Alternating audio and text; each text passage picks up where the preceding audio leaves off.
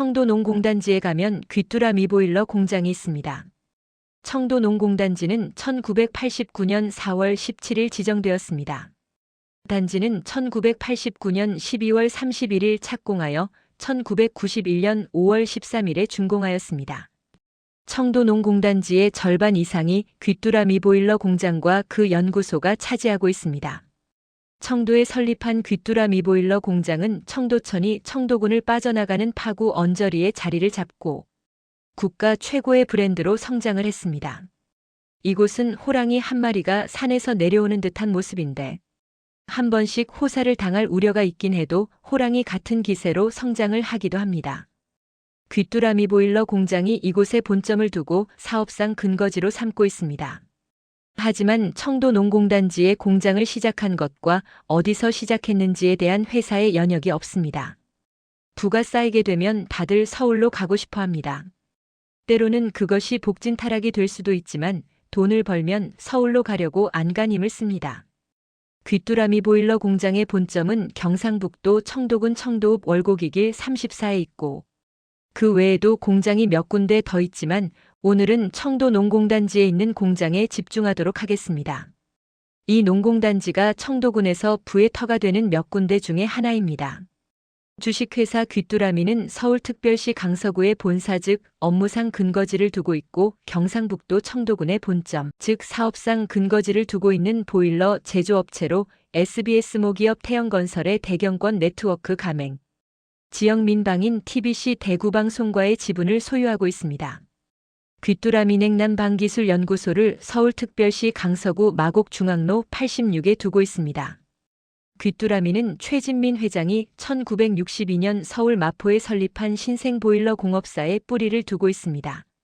신생보일러는 연탄이나 나무를 떼서 구들장으로 난방을 하던 시절 방바닥에 파이프를 깔아 온수로 난방을 하는 연탄 보일러를 국내 최초로 보급했습니다. 이후 1969년 부천의 고려강철 주식회사 법인을 설립하면서 본격적으로 보일러 사업에 뛰어들었습니다. 귀뚜라미는 이때를 창립한 해로 기념해 왔습니다. 1980년대 연탄 보일러가 기름 보일러로 대체되면서 귀뚜라미는 국내 시장 점유율 70%를 차지하며 명실상부한 국내 보일러 1위 기업으로 부상했습니다. 보일러 판매가 늘면서 1991년 서울 용산으로 본사를 옮긴 후 1998년 화곡동 건물로 본사를 이전해 지금에 이르렀습니다. 2000년대 들어 귀뚜라미는 고효율 친환경 보일러 제품을 개발해 주력 사업인 난방 사업을 강화하는 동시에 범양냉방, 신성엔지니어링, 센츄리 등 냉동 공조 업체를 잇따라 인수해 냉난방 복합그룹으로 거듭났습니다. 신성장 동력으로 선택한 냉난 방냉동 공조기 사업 성과는 주요했습니다.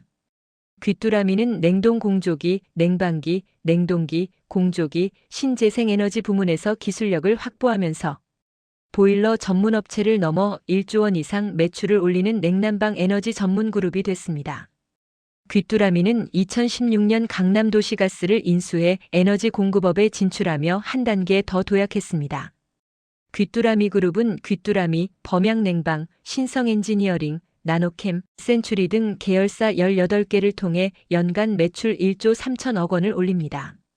이 가운데 보일러 사업을 벌이는 귀뚜라미가 연간 매출 5,600억 원을 올리며 그룹사 매출의 절반을 차지하고 있습니다.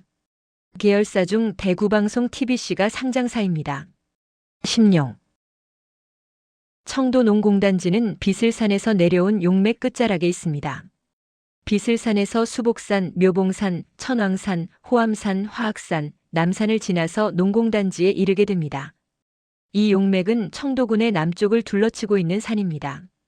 이 용맥이 남산에 이르게 되면 옛 청도 읍성으로 가는 맥, 현 청도군청으로 가는 맥, 그리고 농공단지로 가는 맥이 있습니다. 비슬산에서 이어져 온 내룡맥은 용에 비유될 만큼 기복과 위굴곡을 반복하면서 생동감 있게 단지에 이르러 옵니다.